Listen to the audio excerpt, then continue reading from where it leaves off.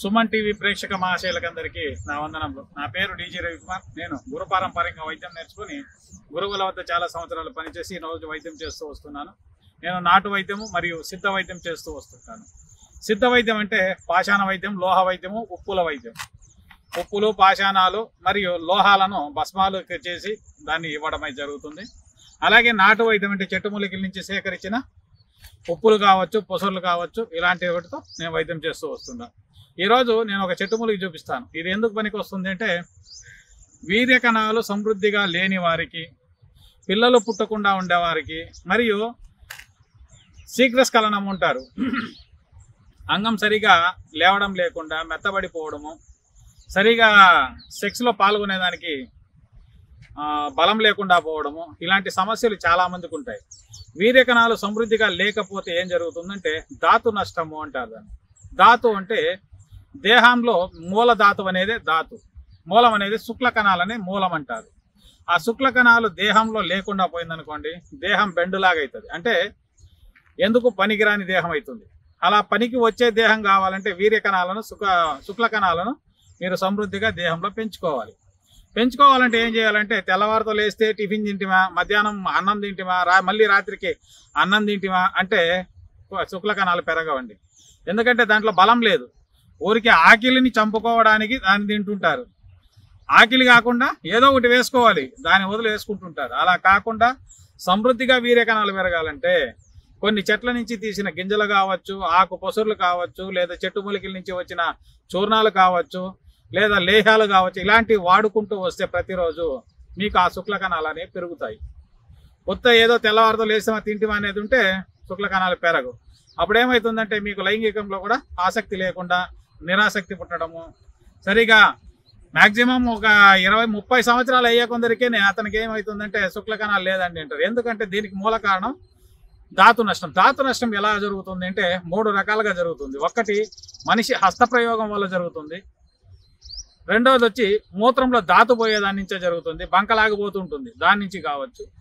మూడవది వచ్చి స్వప్న స్ఖలనం ఉంటాం, నిద్రలో స్ఖలనం కావటం. ఈ 3 రకాల్లో ధాతు నష్టం అవుతుంది. 4వ రకం కూడా ఉందిలేండి, అతి సంభోగం వల్ల కూడా మీకు జరుగుతూ ఉంటుంది. ఇలాంటి సమస్యలు ఉన్న వాళ్ళు మీకు మీరుగా తయారు చేసుకునేలాంటి కొన్ని చెట్టు మూలికల్ని నేను చూపిస్తూ వస్తాను. అది ఏమిటంటే, ఈరోజు ఒక అడవి తులసి అనే ఒక చెట్టు మూలికని చూపిస్తాను. అడవి తులసి ఎలా ఉంటుంది ఏమి అనేది క్లియర్గా చూపిస్తాను నేను. ఆ తులసి లోపల నుంచి గింజలను సేకరించుకోవాలి. గింజలను సేకరించుకొని దాన్ని మనం ఎలా వాడుకోవాలనేది కూడా నేను చూపిస్తూ వస్తాను, రండి. ఇది చూడండి, అడవి తులసి అంటాం దీన్ని.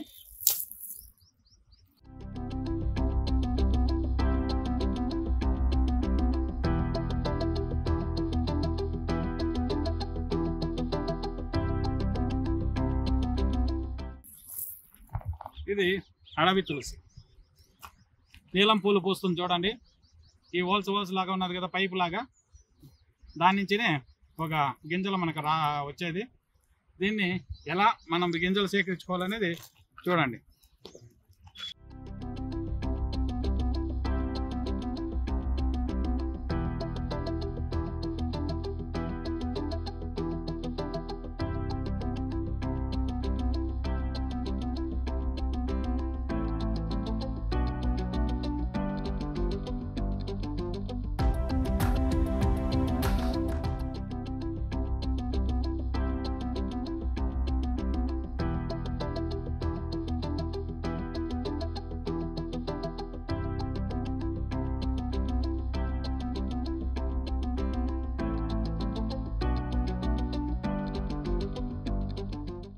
ఇది చూడండి, దీని గింజలను సేకరించుకునే విధానం అన్నమాట.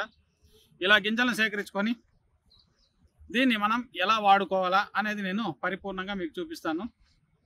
ఇప్పుడు మనకు కావాల్సింది చూడండి, ఈ గింజల్ని మనం తీసుకున్నాము. దీన్ని అడవి తులసి గింజలు అంటారు. ఈ గింజలు మనకు బాగా శుద్ధంగా ఉండేది తీసుకోవాలి. ఇలా క్లీన్ చేసుకున్న తర్వాత మనకు చూడండి, ఒక గ్లాస్ తీసుకొని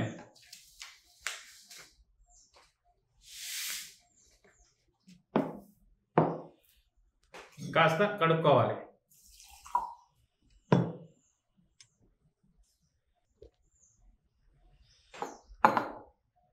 కడిగిన తర్వాత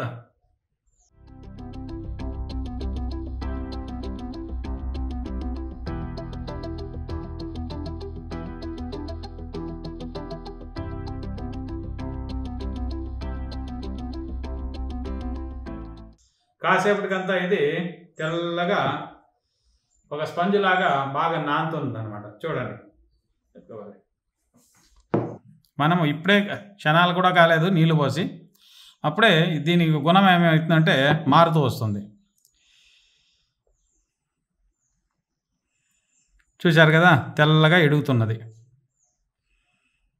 దీన్ని మనం ఏం చేసుకోవాలా అన్నది ఇప్పుడు చెప్తాను. ఇది చూడండి, 2 యాలక పుట్లు. యాలక పుట్లని పొట్టు పైన ఒలిచేసి లోపల గింజలు మాత్రమే తీసుకోండి. తీసుకొని మనకి చూడండి, ఈ చూడండి ఒక్క 10 నిమిషాలు మనం వదిలాము. 10 నిమిషాలకే తెల్లగా ఇది వచ్చేసినట్లు అయిపోయింది. చూడండి, దీనికి మనం యాలక పుట్లు వేసుకొని తగిన ఎంత కావాలో అంత చక్కెర వేసుకోవచ్చు. ఇంకా కూల్గా కావాలంటే మీరు తాటి కలకండ అని వస్తుంది, లేదా కలకండ వస్తుంది. దీన్ని మనము మిక్సీకి వేసుకోవాలి. మిక్సీకి వేసుకున్న తర్వాత దాన్ని వడగట్టుకొని జ్యూస్ లాగా చేసుకొని ప్రతినిత్యము 1 గ్లాస్, తెల్లవారితో 1 గ్లాస్, రాత్రికి 1 గ్లాస్ తాగుతూ వచ్చారనుకోండి, మీకు వీర్యకణాలు చాలా అద్భుతంగా ఇంప్రూవ్మెంట్ అవుతాయి. అలాగే దీన్ని పాలలో వాడుకుంటూ వచ్చారనుకోండి, పాలలో ఎలా వాడుకోవాలంటే మీరు ఉడకబెట్టే అవసరం, దీన్ని మిక్సీకి వేసే అవసరం ఉండదు అనమాట. పాలలోకి 1 చెంచా వేసి వదిలేయాలి. కాసేపు ఒక 10 నిమిషాలు వదిలిన తర్వాత అది బాగా ఎడుగుతుంది అనమాట. గింజల్లో ఉండే ఒక కాల్షియం ఏముందో, దాంట్లో ఉండే విటమిన్స్, ప్రోటీన్స్ ఏమేమి ఉన్నాయో అంత మొత్తం తెల్లగా ఎడుగుతుంది అనమాట.